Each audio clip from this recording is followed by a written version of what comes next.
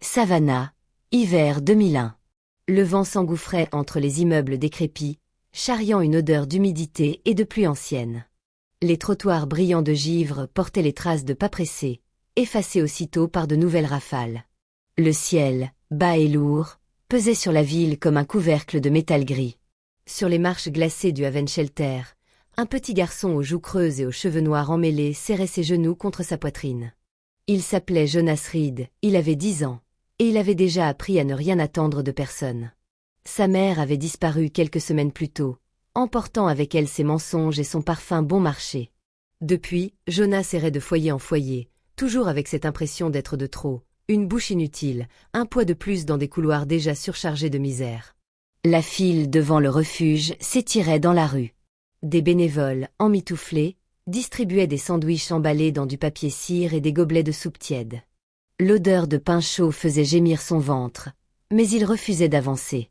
Il ne voulait pas tendre la main comme les autres. La honte lui collait à la peau plus que la faim.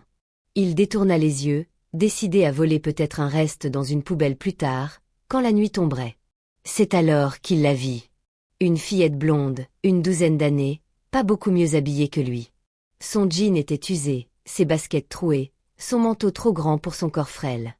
Mais son visage avait une lumière étrange, un éclat presque insolent face à la grisaille. Elle tenait 2 sandwichs dans ses mains, serrés contre elle comme un trésor. Elle le remarqua aussitôt. Peut-être fût-ce son regard affamé qu'il ne parvenait pas à cacher. Elle hésita une seconde dans la file, puis sortit, indifférente au murmure derrière elle. D'un pas décidé, elle vint s'asseoir à côté de lui sur les marches gelées. « Tiens !» Sa voix était claire, sans pitié, sans jugement. « La moitié pour toi. » Jonas voulut secouer la tête. La fierté l'étouffait. Mais la faim cria plus fort.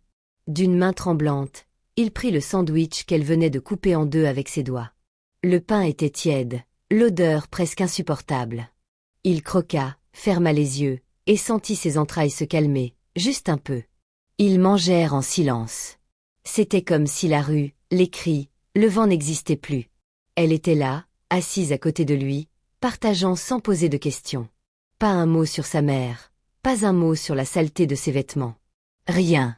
Juste ce geste brut, pur. Quand ils eurent fini, elle fouilla ses poches. Elle en sortit une vieille serviette en papier, froissée, tachée d'encre. Elle sortit aussi un stylo dont le capuchon mâchouillé trahissait l'usage. Elle se pencha, écrivit quelque chose à la hâte, puis plia la serviette en 2. Elle la lui tendit. « Tiens, garde ça. » Jonas fronça les sourcils. « Pourquoi ?» Elle haussa les épaules. « Parce que, parfois on a besoin de se rappeler. » Il ouvrit la serviette. Les lettres maladroites, arrondies, écrites un peu de travers, disaient « N'oublie pas, tu vaux quelque chose. » Le souffle du garçon se bloqua. Ses yeux piquèrent, mais il refusa de pleurer. Pas devant elle. Pas encore. La fillette se leva, tapota ses genoux pour chasser la poussière, remit son sac trop lourd sur son épaule. Avant de partir, elle lui lança un sourire. Pas un sourire de pitié. Un sourire qui disait « Je t'ai vu ». Puis elle disparut dans la foule. Jonas resta là, le papier serré dans sa main glacée, le cœur battant trop vite. Pour la première fois depuis des semaines, peut-être des années, il sentit autre chose que la faim et la solitude. Un fil, ténu mais solide, qui le reliait à quelqu'un. Cette serviette devint sa relique. Il la plia soigneusement, la glissa dans la poche intérieure de sa veste. Elle allait l'accompagner partout, foyer, dortoir, chambre d'adoption, et plus tard, bureau de verre et réunion de milliardaires.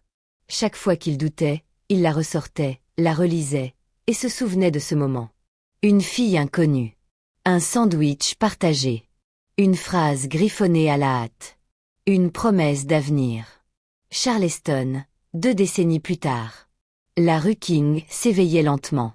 Le soleil, encore timide, effleurait les façades pastel des vieilles maisons victoriennes. Les pavés humides luisaient après la pluie de la nuit, et les premiers passants traversaient la rue, café brûlant en main, visage encore froissé de sommeil. Au coin de l'avenue, une petite vitrine s'illuminait doucement. Moonlight Books. Une librairie minuscule coincée entre un pressing et un magasin de fleurs. Ses volets bleu pâle grinçaient à chaque ouverture, mais c'était ce qui faisait son charme. L'enseigne, peinte à la main, représentait une lune argentée derrière une pile de livres. À l'intérieur, l'air avait une odeur unique, un mélange de papier jauni, de cire pour bois et de café-filtre. Les étagères bancales croulaient sous des piles hétéroclites, classiques écornés, romans policiers oubliés, recueils de poésie jamais ouverts. Chaque recoin avait sa personnalité, chaque rayon une histoire. Derrière le comptoir, Selena nouait son tablier.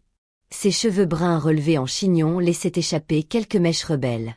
Elle ajusta ses lunettes rondes, prit une inspiration et passa la main sur le registre de caisse, comme on caresse un talisman. Moonlight Books était son royaume. Elle n'était pas riche, pas célèbre. Mais ici, chaque jour, elle voyait des visages s'éclairer quand elle trouvait le bon livre. Et c'était assez. La clochette de la porte tinta. « Bonjour, Selena », lança Madame Lopez, déjà en quête de sa dose hebdomadaire de romance. « Bonjour, Madame Lopez. Vous allez adorer celui-ci, un peu plus audacieux que d'habitude. » Puis vint Clarence, l'ancien marin. Casquette élimée, dos voûté mais yeux vifs. « T'as reçu Hemingway ?» demanda-t-il en tapant sa canne sur le sol. Selena sourit. « Le vieil homme et la mer, édition reliée.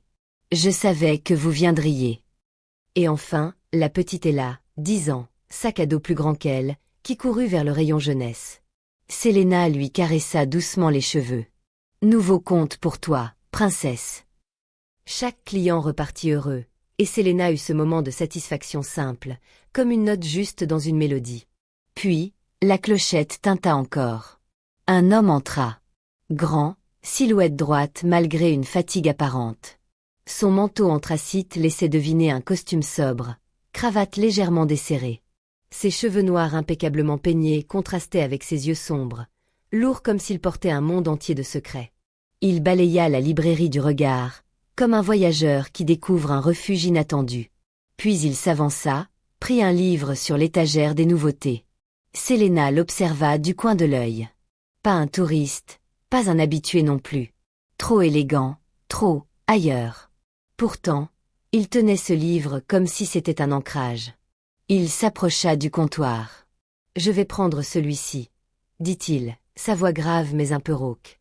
Selena leva les yeux. Elle reconnut le titre. « Désolé, monsieur, ce roman est déjà réservé pour Clarence. » L'homme cligna des yeux, surpris. « Pardon. » Clarence, le marin.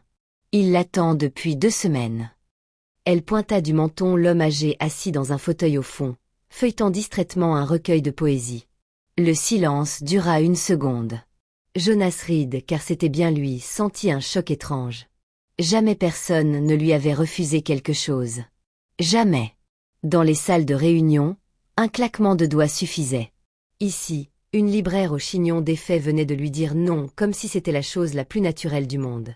Clarence leva la tête et sourit, un peu gêné.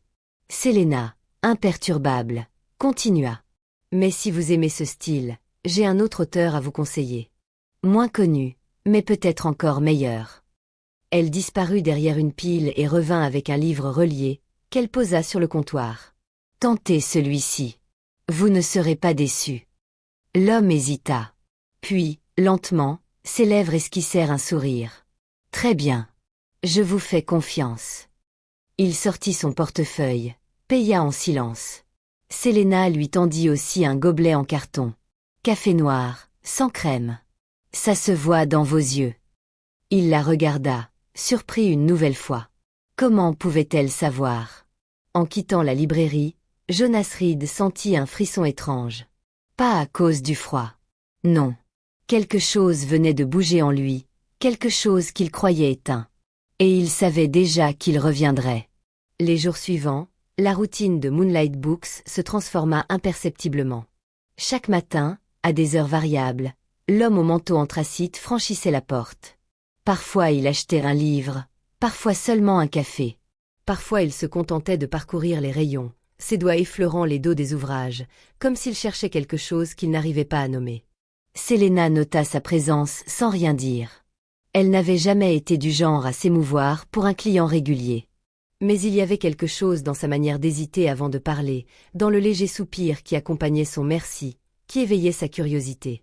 Un jeudi pluvieux, elle osa une remarque. « Vous savez, monsieur, vous ne lisez jamais les livres que vous achetez ici. » Il releva les yeux, surpris. « Comment le savez-vous ? » « Parce qu'ils reviennent trop souvent. Vous les achetez, puis vous les redonnez en échange quelques jours plus tard. Impeccable, à peine feuilleté. » Elle le fixa avec son petit sourire malicieux. « Peut-être que ce que vous cherchez ne se trouve pas dans un roman. » Il resta silencieux, déstabilisé par la précision de son observation. Puis un coin de ses lèvres s'étira. « Peut-être. » Ce soir-là, Charleston s'assombrit plus tôt que d'habitude. Le ciel s'était couvert d'un voile lourd et menaçant, et un vent violent s'engouffrait entre les ruelles. Selena, seule à la librairie, s'affairait à fermer les volets, à couvrir de plastique les caisses de livres qu'elle n'avait pas eu le temps de rentrer. Les premières gouttes martelèrent le trottoir, épais et glacé. En quelques minutes, la pluie devint un rideau aveuglant. Le store métallique claqua sous les bourrasques, menaçant de se décrocher. Selena pestait, ses doigts tremblants sur le loquet rouillé. « Laissez-moi vous aider. » Elle sursauta. Dans la tempête, une silhouette avançait, parapluie retourné par le vent, cheveux collés au front. Jonas. Sans attendre sa réponse, il attrapa le store et le maintint d'une poigne ferme. Ensemble, ils luttèrent contre le vent, refermèrent les volets, et rentrèrent les caisses détrempées à l'intérieur. Essoufflés, trempés, ils s'assirent sur le sol de la librairie, au milieu des piles de romans. L'électricité clignota, plongeant un instant la pièce dans une semi-obscurité, avant qu'une lampe à filament ne se rallume, diffusant une lumière dorée et fragile. Selena éclata de rire, nerveusement d'abord, puis sincèrement. On dirait une scène de film catastrophe. Jonas la regarda, et pour la première fois depuis des années, il rit aussi. Un rire vrai, presque surpris de sortir de lui. Le silence retomba, seulement troublé par le tambourinage de la pluie sur le toit. Jonas fixait les gouttes coulées le long des vitres, mais ses pensées dérivaient ailleurs. Il parla sans vraiment réfléchir. « Tu crois qu'un seul geste peut changer une vie entière ?» Selena tourna la tête vers lui, intriguée. « Qu'est-ce que vous voulez dire ?»« Je veux dire, si quelqu'un, un jour, fait quelque chose d'apparemment insignifiant, mais que ce geste change tout. Est-ce que ça existe ?» Elle le regarda longuement, sondant son visage. Ses yeux sombres avaient une profondeur douloureuse, comme un puits sans fond. « Oui, » dit-elle doucement. « Si le geste est assez fort, il peut tout changer. » Leurs regards restèrent accrochés. Dans l'air flottait quelque chose d'indicible, une tension à la fois douce et brûlante. Jonas sentit sa gorge se serrer. Une mémoire lointaine se réveillait en lui, une fille blonde, un sandwich partagé, une serviette griffonnée. Mais il se tut. Pas encore. Lorsque l'orage cessa, ils se levèrent pour ranger les livres encore humides. Selena, cheveux collés sur ses tempes, fredonnait une vieille chanson, presque machinalement. Jonas l'écouta, hypnotisé. Avant de partir, il se tourna vers elle. « Merci. »« Pourquoi ?»« Pour avoir laissé entrer un étranger trempé dans votre librairie. » Elle haussa les épaules, un sourire aux lèvres. « Ici, tout le monde est bienvenu. Même les étrangers mystérieux. » La clochette tinta derrière lui lorsqu'il sortit. Dans la rue encore mouillée, Jonas s'arrêta une seconde, le cœur battant trop vite. Pour la première fois depuis longtemps, il se sentait vivant. Et il sut qu'il reviendrait. Pas pour les livres. Pas pour le café. Mais pour elle. Les semaines suivantes, Moonlight Books devint pour Jonas un refuge secret. Chaque matin, il franchissait la porte discrètement, saluait d'un signe de tête, commandait son café noir. Il s'asseyait parfois au fond, feuilletant distraitement un livre, mais en réalité ses yeux se levaient toujours vers elle. Selena, elle, faisait semblant de ne rien voir. Mais elle remarquait tout, sa façon d'hésiter avant de commander, la fatigue dans ses yeux, le sourire rare mais sincère quand elle lançait une boutade. Quelque chose en lui était brisé, et sans le savoir, elle se surprenait à vouloir recoller les morceaux. Ils s'étaient rapprochés, doucement, sans promesse, sans mot d'amour. Juste un rituel fragile, tissé de café partagé, de regards plus longs que d'habitude, de silences qui parlaient plus que des phrases. Mais le fil se rompit brutalement. C'était un samedi matin. Le soleil baignait Charleston, la rue King vibrait de passants et de musiciens de rue.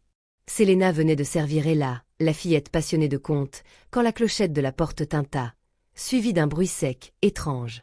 Un flash. Puis un autre. En quelques secondes, la librairie fut envahie.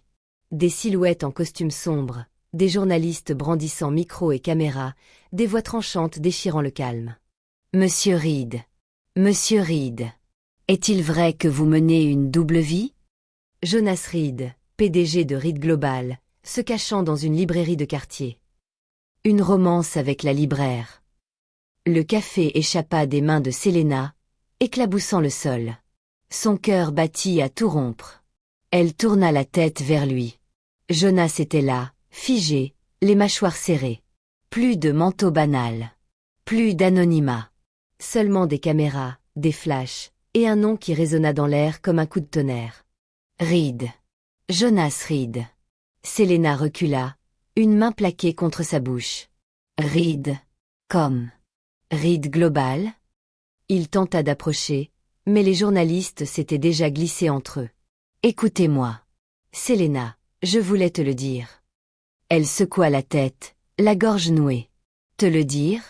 Depuis des semaines tu viens ici, tu bois mon café, tu ris, et tu ne me dis pas qui tu es? Un micro se colla sous son nez. Selena. Est-ce que vous saviez qui il était? Elle blêmit, mais ses yeux restèrent fixés sur Jonas. Pourquoi? Pourquoi avoir menti? Sa voix se brisa. Jonas étendit la main, désespéré. Parce que je ne voulais pas que tu me regardes comme eux. Je voulais être juste un homme, pas une fortune, pas un nom. Juste moi. Mais ces mots se perdaient dans la cacophonie. Les flashs crépitaient, les questions fusaient. La librairie, son sanctuaire, était devenue une scène de spectacle. Selena sentit ses jambes trembler. Son monde, si petit, si solide, venait de se fissurer. Elle se retourna, claqua le registre, et d'une voix glaciale. Sortez tous. La librairie est fermée. Elle ne regarda pas Jonas. Pas une fois. La porte claqua derrière le dernier journaliste. Le calme revint, mais il n'était plus le même. Selena ramassa les morceaux de porcelaine brisés, ses mains tremblantes. Jonas voulut parler, mais elle leva la main pour l'arrêter. Pas maintenant, dit-elle simplement, la voix brisée. Il resta planté là, impuissant. Elle ne le regardait plus. Elle ne voyait que les étagères envahies par l'ombre, son refuge profané, ses secrets exposés. Enfin, elle murmura, presque pour elle-même. « Tu aurais pu me dire la vérité. Un seul mot. » Puis elle s'éloigna, referma la porte du bureau derrière elle. Jonas resta seul, au milieu des livres silencieux. Les lumières faiblirent, et il sentit, pour la première fois depuis longtemps, ce vide ancien. Celui de l'enfant assis sur les marches du refuge. Ce soir-là, dans son appartement luxueux du centre-ville, Jonas ouvrit une vieille boîte métallique qu'il gardait dans un tiroir secret. À l'intérieur, soigneusement pliée, se trouvait une serviette en papier jauni. Les lettres tremblées, à moitié effacées, disaient toujours « N'oublie pas, tu vaux quelque chose ». Il la serra contre son cœur, et un doute terrible l'envahit. Et si c'était elle? Et si Selena était la fille du refuge? L'aube se levait à peine sur Charleston. La lumière dorée s'étirait entre les toits humides, caressant les façades pastel encore endormies. Le pavé brillait, lavé par l'orage de la nuit. Au coin de King Street, la vitrine de Moonlight Books demeurait fermée. Depuis le scandale, Selena avait baissé les volets plus souvent qu'elle ne les avait ouverts. La librairie, jadis refuge animé, n'était plus qu'une coquille silencieuse. Elle s'arrêta devant la porte, les clés en main. Une hésitation la traversa. Avait-elle encore la force de continuer? Chaque fois qu'elle croisait son reflet dans la vitrine, elle voyait non pas la libraire confiante, mais une femme trahie, bousculée par un monde qui n'était pas le sien. Un bruit derrière elle la fit sursauter. Il était là. Jonas Reed. Mais pas le PDG sûr de lui qu'on voyait dans les magazines. Pas le milliardaire au costume sur mesure. Devant elle se tenait un homme simple, jean sombre, veste bleu marine usée, les traits fatigués par des nuits sans sommeil. Ses yeux, cernés, portaient une vérité nue, douloureuse. « Je n'ai pas voulu frapper, dit-il doucement. Je ne voulais pas forcer la porte. » Selena serra les clés dans sa main. Alors pourquoi être là? Il inspira, sortit un dossier de son sac et le lui tendit. Parce que j'ai quelque chose pour toi. Et parce qu'il est temps que tu saches tout. Hésitante, Selena prit le dossier. Elle l'ouvrit d'un geste mécanique. À l'intérieur, une proposition commerciale, rédigée avec une précision méticuleuse. Projet d'expansion. Moonlight Books, 5 nouvelles librairies à travers la Caroline du Sud, conservant le nom, l'identité et l'esprit du lieu. Elle parcourut les pages. Tout y était, financement, plan d'aménagement, partenaire, budget. Mais ce qui la fit trembler fut une seule ligne, en bas du contrat. Propriété majoritaire, Selena Harper, 51%. Elle releva brusquement les yeux. Tu me donnes le contrôle. Jonas hocha la tête. Ce n'est pas mon histoire, Selena. C'est la tienne. Moi, je veux seulement la soutenir. Elle déglutit, la gorge serrée. Pourquoi abandonnerais-tu ça? Tu es un homme qui possède des empires. Il fit un pas vers elle, sa voix basse mais ferme. Parce que tu m'as appris que l'amour, ce n'est pas posséder. C'est offrir. Jonas plongea la main dans sa poche intérieure et en sortit un petit objet enveloppé dans un tissu. Il s'agenouilla, pas avec une bague, mais avec une vieille cuillère en argent, usée, gravée au nom de sa grand-mère. Selena cligna des yeux, interdite. Jonas, qu'est-ce que... C'est ce que j'ai de plus précieux. Elle appartenait à la seule personne qui m'a donné un foyer quand j'étais enfant. Elle me rappelait qu'on peut bâtir un avenir avec presque rien, tant qu'on le partage. Il leva les yeux vers elle, la voix tremblante mais claire. Je ne suis pas là pour acheter ton pardon. Je ne suis pas là pour te promettre des milliards. Je suis là comme un homme qui t'aime, qui veut être ton partenaire dans les affaires, dans la vie, dans tout. Il tendit la cuillère, son regard accroché au sien. Selena Harper, veux-tu être ma partenaire? Un silence lourd s'installa. La rue s'éveillait doucement autour d'eux, mais tout semblait suspendu. Selena sentit ses larmes monter. Le passé, la colère, la douleur, tout se mélangeait à une évidence qui brûlait encore plus fort. Cet homme, avec ses mensonges et ses failles, avait aussi apporté dans sa vie une lumière qu'elle n'avait jamais connue. Elle éclata d'un rire à travers ses larmes. Seulement si tu promets de ne plus jamais porter de masque. Jonas sourit faiblement. Jamais. Elle le releva, le serra contre elle. Dans ses bras, il sentit pour la première fois ce qu'il avait cherché toute sa vie, un foyer. Pas fait de murs et de verre, mais de chaleur, de mots, de promesses vraies. La clochette de la librairie tinta quand Selena ouvrit enfin les volets. Le soleil inondait la vitrine, et pour la première fois depuis des semaines, Moonlight Books respirait à nouveau. Main dans la main, ils franchirent le seuil ensemble. Et Jonas sut qu'il ne repartirait plus. Le soleil revenait sur Charleston, mais autour de Jonas, le ciel restait chargé. Au siège de Reed Global, la moquette absorbait les pas pressés et les salutations murmurées. Les écrans de la salle de conseil défilaient des courbes et des pourcentages, mais l'air était électrique. Le PDG venait de retourner une partie de sa fortune dans un projet local à rendement flou. Les bruits avaient couru, puis grossi. Il a perdu la tête. Il a une liaison avec une libraire. Il mélange affaires et sentiments. Evelyn Shore, directrice financière impeccable, tailleur graphite, voix douce qui coupait net, s'avança la première après la réunion.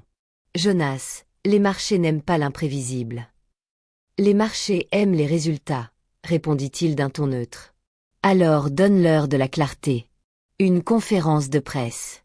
Ou une pause. Pause. Le mot resta suspendu entre eux. Evelyn ne clignait pas des yeux. Tu proposes quoi, exactement? Un congé temporaire. Le temps que Moonlight Books cesse d'occuper les gros titres. Et toi, tu gères la maison. Je gère l'image. Il la regarda longtemps. Evelyn n'était pas une ennemie. Elle était pire. Elle était la raison, froide et mathématique, dans un monde qui ne lui avait laissé de place que pour ça. Je réfléchirai. Ne réfléchis pas trop tard, répondit-elle simplement, en sortant. Ce soir-là, Jonas rejoignit Moonlight Books. Selena s'était remise à ouvrir. La vitrine sentait la cire et le café. Au fond, Malik, son frère, triait des cartons en écouteurs sur les oreilles. Il n'aimait pas trop la foule, ni les bruits imprévisibles, mais ici il se sentait en sécurité comme il disait. Jonas aimait la précision douce avec laquelle Selena lui parlait. Phrases courtes, gestes annoncés, routine respectée. Une famille à leur mesure. « Comment s'est passée ta journée ?» demanda-t-elle. « On m'a proposé un congé. Pour calmer les marchés. Et tu vas l'accepter ?»« Je ne sais pas. » Elle referma le tiroir-caisse, leva les yeux sur lui. « Je te veux libre, pas en guerre. Mais je te veux debout, pas caché. » Quelque chose se noua, puis se dénoua, dans la poitrine de Jonas. Il se dit qu'elle avait l'art de résumer la vie en 2 phrases. Au petit matin, Selena fouilla une vieille boîte en fer blanc posée tout en haut d'une armoire, la boîte aux choses qui tiennent quand tout s'effondre. Des cartes postales, un ticket de manège, 2 polaroids passés. Et, au fond, une serviette en papier pâli, comme un papillon fragile. « N'oublie pas, tu vaux quelque chose. » Elle s'assit, la main posée sur sa bouche. Le souvenir revint par fragments. Hiver, file d'attente, refuge, un garçon qui ne demandait rien. À l'époque, ses cheveux étaient blonds, presque blancs au soleil, coupés courts par une voisine bienveillante. Elle n'avait jamais su son nom. Elle lui avait juste donné la moitié de son sandwich, puis écrit ce qu'elle avait, maladroitement, voulu croire pour elle-même autant que pour lui. Quand Jonas arriva, elle rangea la boîte sans rien dire. « Pas encore. On fait l'inventaire des éditions reliées, proposa-t-il. « Oui. Après, j'aimerais te montrer une chose, si je trouve le courage. Je t'écouterai. » Ils inventorièrent, côte à côte, en silence. Les feuilles se tournaient, les chiffres s'alignaient, la simple mécanique du quotidien faisait office d'antidote à l'angoisse. Dehors, King Street s'emplissait de pas. Dedans, un secret attendait son heure. L'après-midi, le chaos. Un site financier à sensation publia. Reed cède sa société à sa maîtresse, un empire contre une librairie. La capture d'écran montrait un extrait du contrat. Propriété majoritaire, Selena Harper, 51%. Sans le contexte. Sans la clause ignorée précisant que Reed Global ne détenait aucune part, que Jonas investissait à titre personnel, sans ingérence, que le montage protégeait Selena contre lui-même. Le téléphone de la librairie explosa. Les messages se déversèrent. Des clients indignés, d'autres moqueurs, une minorité féroce, grimpeuse sociale, arriviste. Malik, crispé par le vacarme, se réfugia à l'arrière, casque vissé sur les oreilles, respiration trop rapide. « Ça suffit. On ferme pour aujourd'hui, » dit Selena, pâle. « Laisse-moi gérer la presse, » fit Jonas. « Non. Je ne veux plus de micro ici. Ni de communiqué mécanique. Si on répond, ce sera avec nos mots. » Le soir, on frappa à la porte. « Evelyn Shore. Bonsoir. Je suis venue éviter un naufrage. Pour lui, pour toi, » dit-elle, entrant sans demander. Son regard évalua la librairie, puis s'accrocha à Jonas. « Tu dois démentir publiquement. Dire que tu gardes le contrôle. Ça calmera les marchés. »« Sauf que, je ne garde pas le contrôle, » répondit Jonas. « Alors dis que tu le gardes. Le temps d'éteindre l'incendie. »« Non. » Evelyn se tourna vers Selena, le ton bas et précis. « Vous allez porter sa chute sans le vouloir. Le monde ne pardonne pas aux femmes d'être au centre d'une histoire qu'il ne comprend pas. Il faut un message simple, il garde la main. » Selena la fixa longtemps. Le message simple, c'est qu'il ne ment plus. Plus jamais. Evelyn eut un sourire sans joie. Alors il perdra. S'il perd en disant vrai, c'est qu'il devait perdre, répondit Selena, douce et tranchante. Evelyn posa sa carte. Quand ce sera trop tard, appelle-moi. Et elle sortit, laissant une odeur de métal froid. Jonas s'adossa à l'étagère. Je suis désolé d'avoir amené tout ça.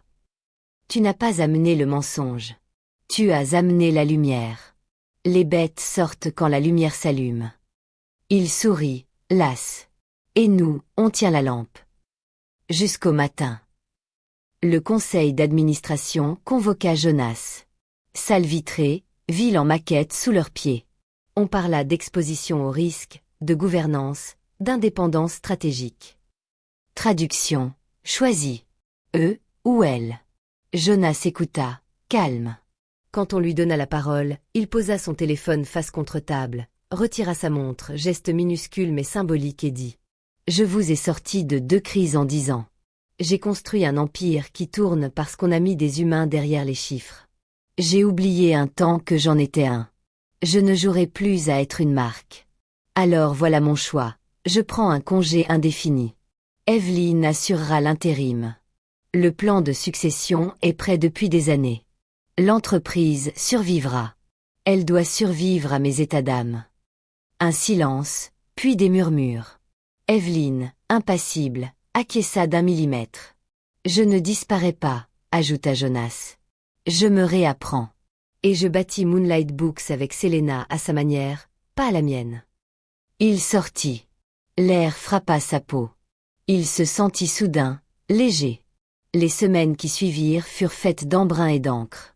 On repeignit la vitrine. On installa un coin lecture enfant avec un tapis bleu nuit et des coussins en forme de lune. Malik dessina un plan de circulation moins bruyant pour les jours d'affluence et Selena le baptisa Plan Malik sur une pancarte, ce qui le fit sourire, rare et entier. Atelier, lecture publique, club poésie. Les voisins proposèrent des gâteaux. Un fleuriste prêta des bouquets invendus pour faire joli devant les poèmes tristes. La ville s'invita. Les injures en ligne perdirent de leur stridence face au café partagé dans une tasse ébréchée. Un soir, enfin, Selena posa la vieille boîte en fer sur le comptoir. « Il faut que tu vois ça. » Jonas reconnut d'abord le métal cabossé, puis la serviette en papier. Quand il lut les mêmes mots, son souffle s'arrêta. « C'était toi. » Elle hocha la tête, les yeux brillants. « J'étais blonde, à l'époque. Une voisine me coupait les cheveux dans sa cuisine. On disait que ça coûte rien d'être propre. Je me souviens de toi assis sur les marches. Tu ne demandais rien. J'avais tellement peur de manquer que je n'ai pas compris comment on peut donner sans se vider. Ce jour-là, j'ai compris l'inverse. » Il sortit à son tour sa serviette, plus jaunie, plus usée, mais lisible. Ils posèrent les 2 papiers côte à côte. 2 moitiés d'une même phrase. 2 fils tendus à travers 20 ans, enfin noués. Ils ne parlèrent pas pendant longtemps. Ils n'avaient plus besoin. 6 mois plus tard, une chapelle blanche près de la rivière. Le matin sentait le pain chaud et le café en face. Moonlight Books avait ouvert sa seconde adresse. Un ancien atelier transformé en librairie-café, table en bois brut, plantes qui retombaient comme des rideaux. Dans la chapelle, le monde tel qu'il le voulait. Madame Lopez qui pleurait sans discrétion, Clarence au premier rang avec une cravate bleue empruntée à un petit-fils, Ella qui agitait un livre comme un bouquet. Malik, costume trop grand, vérifiait le volume de la musique 4 fois, puis 5, pour être sûr. Jonas attendait, cravate de travers. Evelyne entra discrètement et s'assit au fond. Il la remarqua, hocha la tête. Elle répondit d'un geste sec, un hommage minimal, mais un hommage quand même. L'entreprise tournait. Il laissait derrière lui un siège, pas sa dignité. La porte s'ouvrit. Selena apparut, robe ivoire, cheveux libres. Pas de bouquet, une cuillère en argent attachée à un ruban. Elle avança seule, le sourire tremblant comme une flamme. « Tu es parfaite, » souffla Jonas. « Et toi, tu as enfin l'air vivant, » répondit-elle. Le célébrant sourit, une ride de malice au coin des lèvres. « Jonas Reed, prenez-vous Selena Harper pour épouse, partenaire égal, gardienne de vos vérités, correctrice de vos excès. » Je le fais, aujourd'hui et chaque matin. Selena Harper, prenez-vous Jonas Reed pour époux, compagnon de lecture, porteur de carton, faiseur de café parfois buvable. Je le fais. Et je promets de corriger tes marges sans corriger ton cœur. Ils éclatèrent de rire, puis de larmes. Le baiser fut imparfait, nez heurté, main qui cherche, donc parfait. À la réception, les murs étaient tapissés de serviettes encadrées, des mots laissés par des clients. N'abandonne pas au chapitre 3, on se sauve parfois avec un livre et un regard. Au centre, 2 reliques sous verre, côte à côte, les 2 serviettes d'enfance. Au-dessus d'elles, l'enseigne flamboyait. Moonlight Books, là où l'amour se raconte. En fin de journée, Jonas rangea des chaises sur le trottoir. Selena vint poser son front contre son épaule. Tu te rappelles que tu as partagé la moitié d'un sandwich et m'as donné le reste de ma vie. Oui. Que tu as choisi la vérité même quand elle coûtait plus cher. Oui. Répondit-elle. La rivière roulait une lumière dorée. La ville respirait. La librairie brillait derrière eux comme un cœur qu'on entend battre. Ils n'avaient pas gagné contre le monde. Ils avaient choisi leur monde, et s'y tenaient. Et c'était assez pour écrire tout le reste.